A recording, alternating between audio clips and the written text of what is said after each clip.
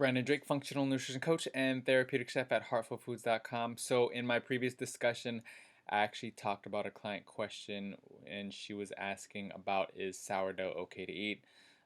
If you want to know the answer to that question, you could check out my other video regarding sourdough. Is sourdough healthy?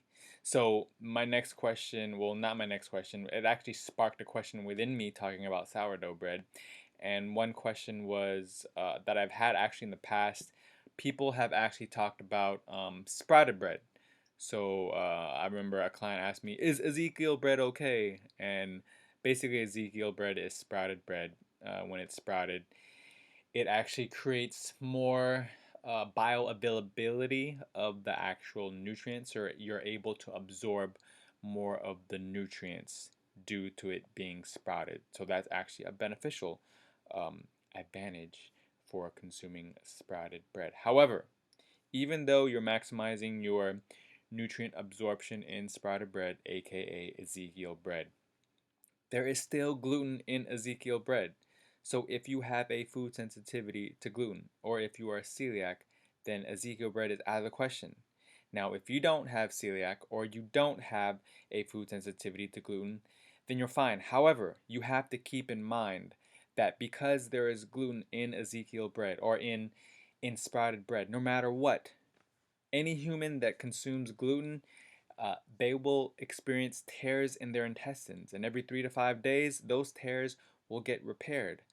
There comes a point in time where your body decides that it's not going to repair those tears, and you end up with a leaky gut, otherwise known as pathogenic intestinal hyperpermeability.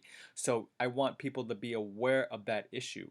You know, it was said by Dr. Alessio Fasano, by MD Alessio Fasano, and by Doctor of Chiropractic Tom O'Brien and clinical nutritionist. They did a study at Harvard saying that no matter what, you will get a leaky gut.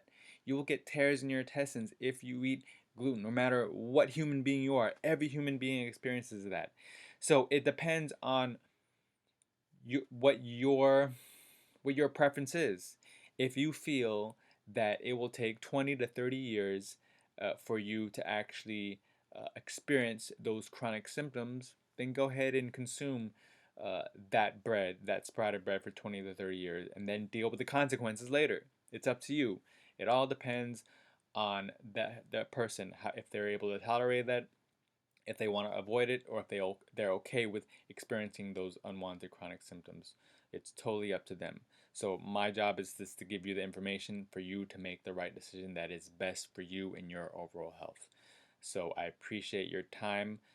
Again, for me, I would not consume Ezekiel bread, otherwise known as sprouted bread. And for my clients who have a compromised health, I would make that a non negotiable, no gluten, period, because I do not want inflammation to occur due to the damaging of the small intestines when you consume gluten. Whether it's sprouted, whether it's sourdough, doesn't matter. Bread is a no. And if you want alternative gluten-free breads, just know that when you do gluten-free, a lot of times the alternative flours that are used are high on the glycemic index, therefore increasing your risk for diabetes and insulin resistance. My goal again is to equip you with that knowledge for you to make the decision that you think is best for yourself.